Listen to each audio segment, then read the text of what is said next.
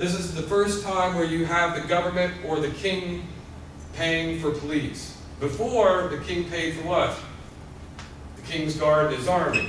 They weren't really police. They could do the same functions, and often they did, for the king only. But this is the first time where you have the king or the government paying for a police force that is to uphold laws to protect everybody in the community, not just the king's, what he wants, right? Required to meet height and weight requirements, be professional, be literate. So we started bringing from mercenaries, even here in the United States, slave patrols and stuff like that, those were mercenaries. So we're starting to move away from mercenaries being hired by the rich and wealthy to protect their assets, all right? And the kings did the same thing. They really didn't, a lot of kings in Europe didn't care whether their peasants starved. They only cared about if the peasants brought the grain to the court.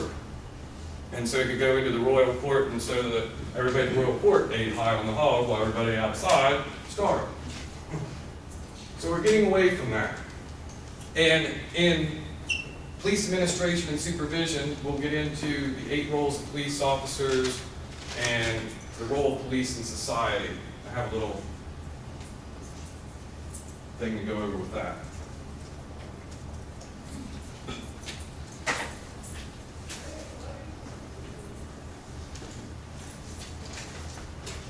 Brilliant system was the idea that the human body, skeletal size, ear shape, eye color, made the same after physical maturity. William J. Herschel and Henry Falls discovered that fingerprints were unique to an individual and unchangeable. Right?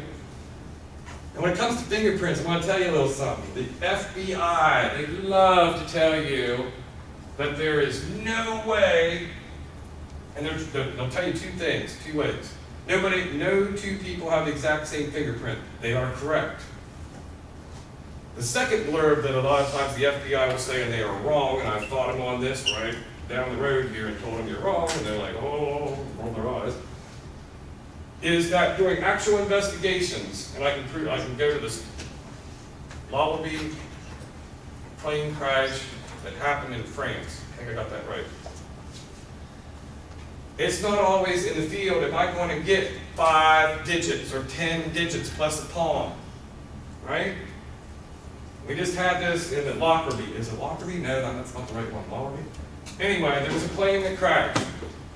The investigators, the French investigators, the TSA investigators of the United States, they all converged in France for this plane crash. They found a fingerprint, a partial fingerprint. This was a terrorist act. They found a partial fingerprint, right? They said it was, and you can look this up, I can't think of the guy's name. He's an American citizen, he lived in Washington State, and he was part of a group that had anti-government, I don't know what he was into, but the FBI said it's him. His fingerprints on the bomb. They went and arrested him. And they have this theory that they like to stick to, that and they're right, no 2 people have the exact sets of prints. You're never going to, but if I take a little piece of this finger here, is it possible that somebody has that partial print? Like, sure is. Sure is possible. They got the wrong guy. They ran him through the mud. So how do we fix that? Huh? How do we fix that? We don't say untrue statements to the public, and we don't believe them ourselves when we're the FBI. The FBI got a little full of themselves, all right? And they are special. They are our best. They are the best investigators we have in the United States.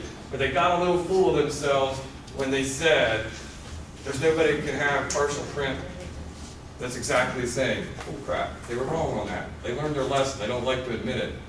But they don't do that anymore. They watch making those kind of statements and those kind of conclusions because they prove nothing. Now you're making false statements to the public. What's that? Oh, which one? False statement. Which one? What did I do? You said now they don't make false statements to the public. I said Now you're making false they try not statements. to on that one. On that particular Specific. thing about fingerprints, they try not to make that statement so much anymore. So what happens to the guy? He got turned loose, kicked loose. Cool.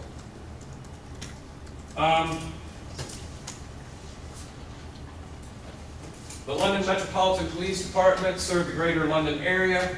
was created in 1829 by an act of England's Parliament and by Home Secretary Sir Robert Peel, which they put in charge of, Sir Robert Peel. Responsible for protection of important persons, community patrols were established, public affairs, and recruitment and management of personnel. So you see it going from hired militias to what we now would say is a well-regulated rules to the game. 1877, Howard Vincent proposed to restructure the department and criminal investigation department, or CID, was created. CID is well known for its investigative methods, fingerprint techniques.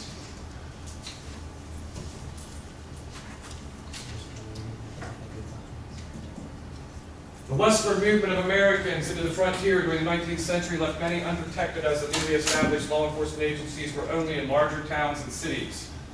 You had to have a tax base. You had to have a way to pay these people. How we got around that was we had U.S. Marshals back then. And the federal government sent U.S. Marshals out there and they basically enforced the law. Now we have regulated U.S. Marshals to take care of federal prisoners and transporting back and forth. I get myself in trouble because one student corrected me and they were right. There is only one federal law enforcement, one federal peace officer, not law enforcement, peace officer that I know of that has jurisdiction coast to coast. U.S. Marshals. Now you're going to say, well, there is U.S. Forest Service, and blah, blah, blah. They're limited in their jurisdiction to Forest Service land. Each one of them you bring up to me, they might be peace officers, but they have a limited jurisdiction even though they're a federal agent. The U.S. Marshals can go coast to coast and enforce all federal laws. What we've done though is we've regulated them to strictly taking care of federal prisoners, pretty by and large. But U.S. Marshals are still used to do federal investigations where nobody else wants to take them up. They do have that power. It's still there in the legislation.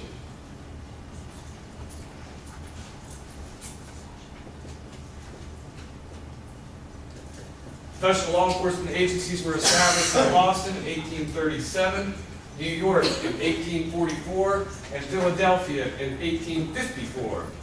By the 1870s, all major U.S. cities had police departments. Now you guys probably think this is ancient history, but it's not. That's like maybe great-great-grandmother. In the grand scheme of things, that's a blink of an eye. So it hasn't been that long to us as humans, because we think of everything in 60 or 70, 80 years, and because we tap out after that usually. I'm out. We think of this as a long time ago, but it's not. So it hasn't been that long that we professionalized, modernized our police forces to work for the community and not just the king or the rich person that had all the assets in town.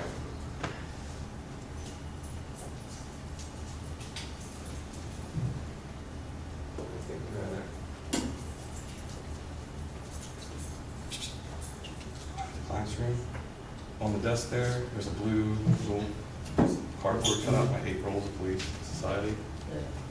Cardboard thing. Would you bring it over here? 3 significant elements that impact a criminal investigation. Municipal police were supplemented by county sheriff in rural areas. The Texas Rangers were established before Texas became a state. Police functions were expanded, U.S. Marshal Service and the Secret Service.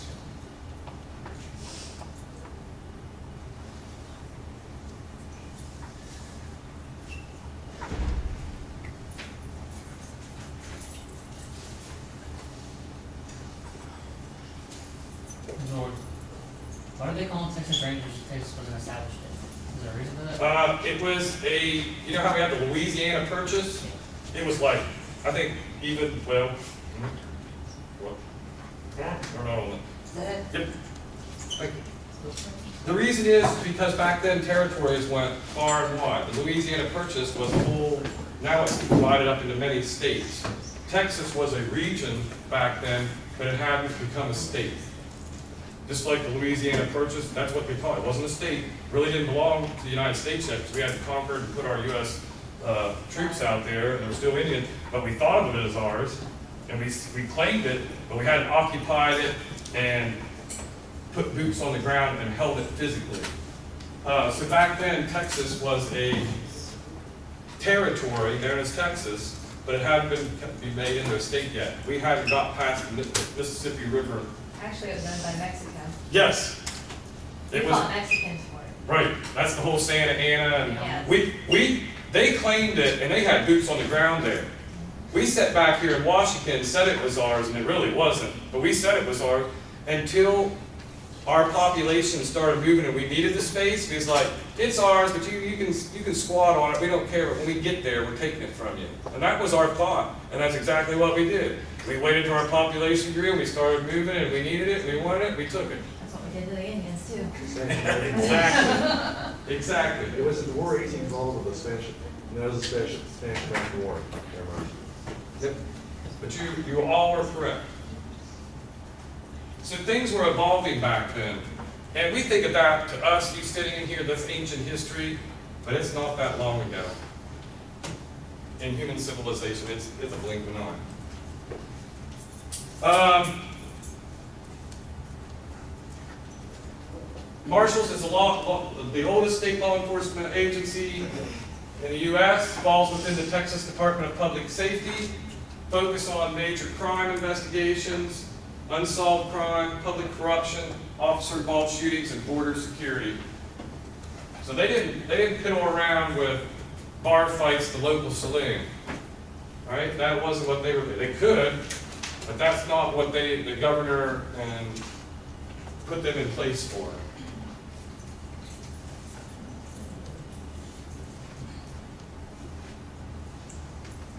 The Pinkertons, National Detective Agency. Somebody at that turn of that time was thinking, wait a minute.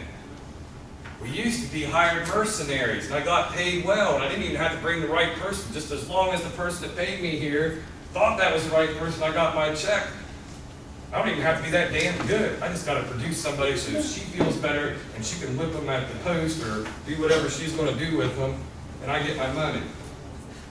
Here, we see the Pinkertons saying, well, wait a minute, now these government agencies are coming online, but I can still make money at it because, hey, I got the sheriff in town because I didn't have any other job. Nobody else wanted it. Boom, I'm the sheriff. Does that mean I knew what the hell I was doing? So the Pinkertons filled that void. Who do you think paid the Pinkertons? The railroad was one of the biggest contributors. The railroad had to build railroads, they had cash on them, coins, actually gold. And they would ship that to pay the railroad workers. They were building the railroads, the conductors, everything like that. If they got ripped off, who do you call? Is the U.S. Army sitting back in Washington or on this side of the Mississippi River going to run out there and do anything about it? So, big shots with big money called on the Pinkertons, hired them. And they filled a void, and they made money at it. They were very organized. The guy, Alan Pinkerton, he was a college educated, I believe English college educated, from England. He knew all about Sir Robert Peel and how the Metropolitan Police Department was organized.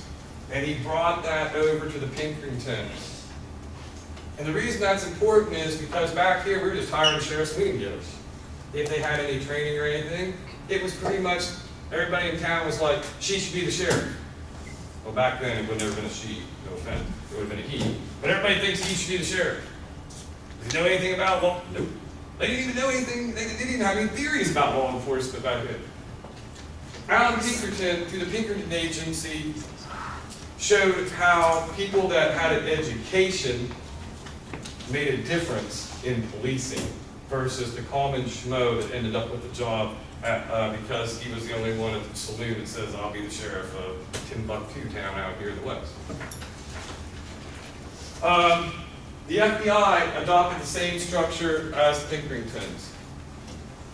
They worked on cases that the local law enforcement officers were unable to investigate due to incompetency or limited resources. But they were paid by somebody. They didn't work for free. Pinkerton detectives worked for somebody. They didn't work for you, the community. They worked for a person that paid them. It could have been the mayor, but they did what the mayor wanted.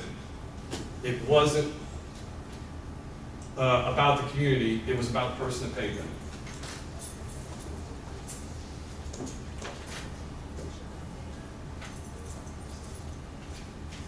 Pinkertons devised the Rogues Gallery. You still use it today. A compilation of descriptions, methods of operation, hiding places, and names of associates of known criminals. I know at Barnesville PD, when I worked there, we had a little index card thing. And pretty much everybody we arrested in town for anything other than traffic violations, we had that on a Rolodex. Now we had all the files back there, but we had certain things, their name, what they were, where they lived, the associates they hung out with, and what kind of crimes they were into. Now the reason that's important at, 2 a.m. Sunday night, fire alarm drops in Barnesville, and I'm called to the scene, and we know darn well it's an arson and stuff. Best thing I can do is go see where my firebugs in town live at. And if there's snow on, even better. If it's freshly snowed, even better. Hey, Joe, you're one of our firebugs. There are prints coming out of your house, and it snowed at 1 a.m. I knew this because I was out riding around town. It snowed at 1 a.m. The fire started at 2:30, and I got prints coming in the back of your house. In the snow. I went and checked our other firebug. He's sound asleep, fresh snow all around his house, and there's one dog track around his house where a dog went around through the yard and peed and went on. That helped me right there. Knowing right off the bat who my firebugs are in town and stuff, bam. Right, it's 2 in the morning. I didn't have time to call up all the other officers and pull them between them. What the hell you calling me for? Hey, who's our firebugs? It's Joe over on 7th Street, and it's Jack over on 3rd Street. Okay, how you doing? Right? I can simply call my dispatcher. She's like, it's these two. And I go and check. It doesn't always work that way, like I just described it. But I gave you an example where having that information right on hand helped me solve crimes. What you'll find as a criminal investigator is we have career criminals. I teach this tomorrow in 311, criminal behavior. I can give you one fact that's true across the world in criminal justice. If you're a criminal justice major, you get a bachelor's degree from here, and you can't spit this out and know it and understand it.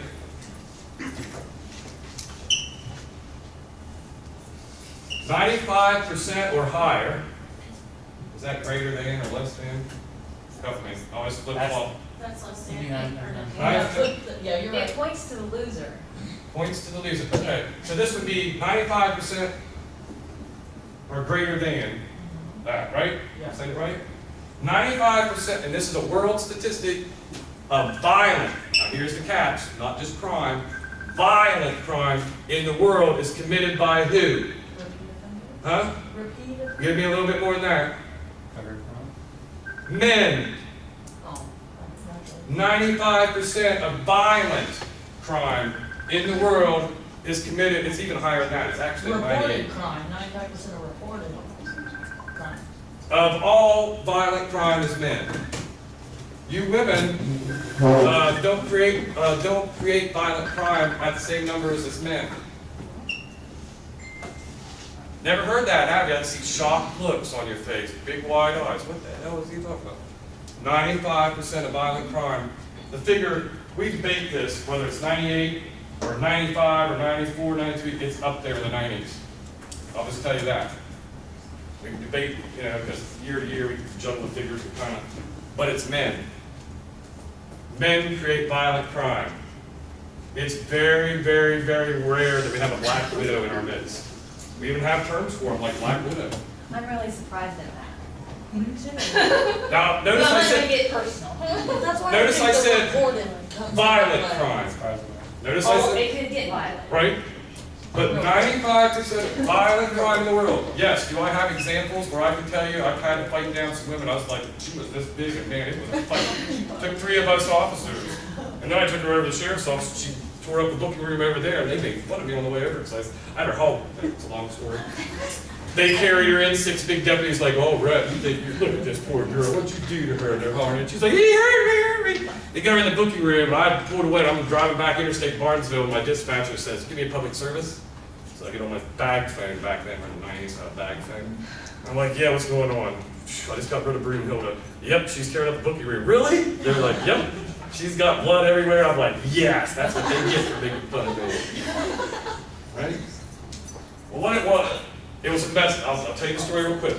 We'd been at this house and did domestic violence arrests there several times. All right? I wasn't always the lead officer, and I wasn't always on duty, but I know, because I go in, I read the reports, we read the log, so we know what's been going on with the other officers. So I go there one night and have a training officer with me, and I was part-time, but I still had a trainee with me, all right? He just got out of the academy, and he's with me. So he's all gung-ho, what do we do, let's do this. I'm like, relax. First thing you learn about being a cop, relax. Don't rush into anything, that's how you get in trouble.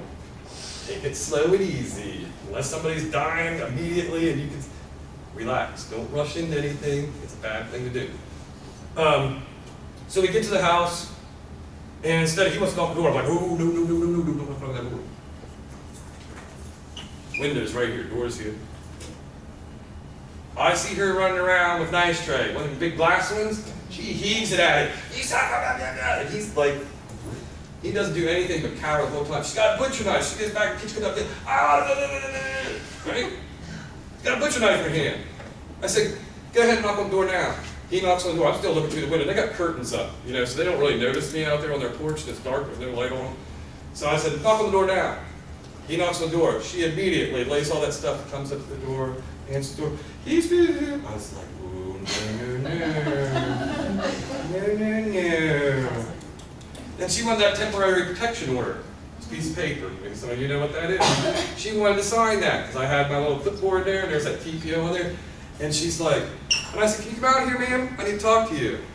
And she's like, yeah. She comes out and she's like ready to reach for the pen. She wants the pen. She wants to sign that TPO. And I'm like, ooh, is this going to be a surprise to her? I said, you know what? This is my other officer. I need you to talk to her. And I moved into the house, shut the door behind me. I go right up to him. I'm like, sign here. And he looks at me like, I said, sign here, buddy. Sign it. Is this a trick? Sign the damn piece of paper. He signed it. Walked back out.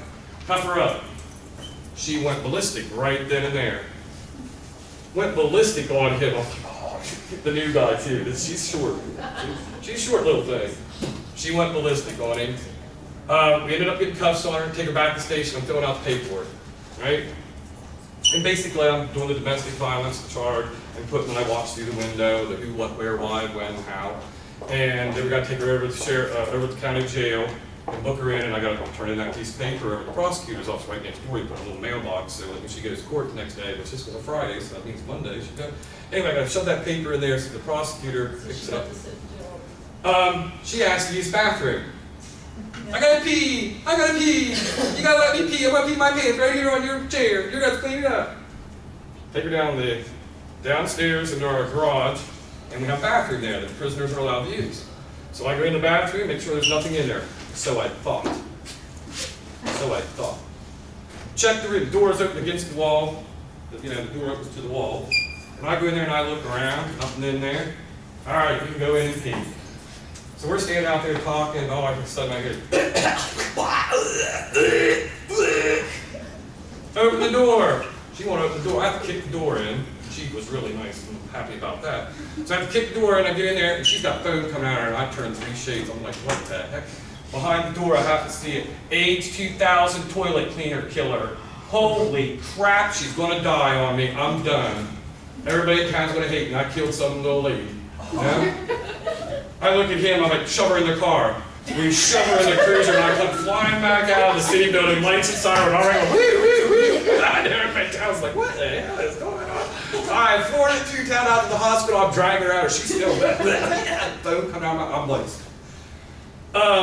Get her in the emergency room, she calms down. Doctor takes care of, they pump her stomach. She get her stomach pumped. She was calm. I pumped juvenile. Well, I've been there with the juveniles, and I've had the same thing. And they're like, oh, they fight it. They're like, I've had to hold it up. She like liked it or something. I don't know. Anyway, they pumped her stomach. She gets done. They release her, and she thinks when the doctor says she's released you now, that I'm taking her home. Me and the other officer. I said, turn around, put your hands behind your back. You're not taking me home? No, you gotta go to the county jail now. You just forestalled us getting to the county jail, that's all. She tore that room apart. The little trays that are silver and have, you know, all the stuff. She thought you were gonna take her to the psych Yep. ward instead Yep. of, So she tore that place, the emergency room apart. Doctors are like, nurses looking at me, this other officer, she's tiny. I mean, she's biting and spitting, and I'm like trying not to get bit and trying not to like pork on her, you know, and hurt her. And yeah. Finally get her cuffed up, get her in the car. Get halfway out of town to the county jail, she lays down in the back seat, starts beating my window out with her feet. So I waffled her. Has she incurred any more charges No, at this point? no, You no never more. charged her There with have been- anything else? Nope, not after that. You They moved out, should've. they moved out of town. But there have been like 3 domestic violence arrests there prior to that. Put her in the car, she was kicking the wind out, I locked up the brakes, put her on the floorboard. She cried that the handcuffs was too tight, I get her out of the car because I feel bad, right? So I said, stand up, I'm gonna loosen these cuffs up, because she's crying and bawling. I loosened the cuffs up, put her back in the car, we go on down the road, go down 800, get on interstate. She does it again. I'm like, that's it, she gets waffled again, this time I don't listen to her. I did listen to her. Take her back to the station, have the other officer meet me, got hog tie her. Drag her out of the car, hog tie her, right? Meanwhile, we hog tie her, we get her over to the sheriff's department. They were advised by my dispatcher, 6 big deputies, I mean, they looked like these guys that put gorilla suits on. They didn't need much padding, they were already big and good. They come out, they open the door, look at her, look at me, and they're like, "Rat, what'd you do this poor lady? You should be ashamed." You know, they take her out, hog tied, 6 of them. All right, take her up the steps into the county jail, book her. I leave going down there, stay with dispatcher. I told you the rest of the story. She tore the place apart. Did they ever say anything to you when you saw her? No, they just laughed when I come back through. I was like, yeah, life's over already. Yeah. All right. Get out of here. Make sure you read chapter 1 and follow the syllabus. I'll get the due dates in there for you.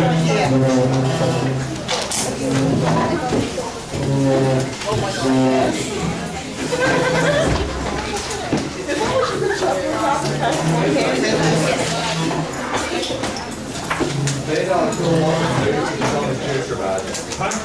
They don't go longer than this, it's on the future about it.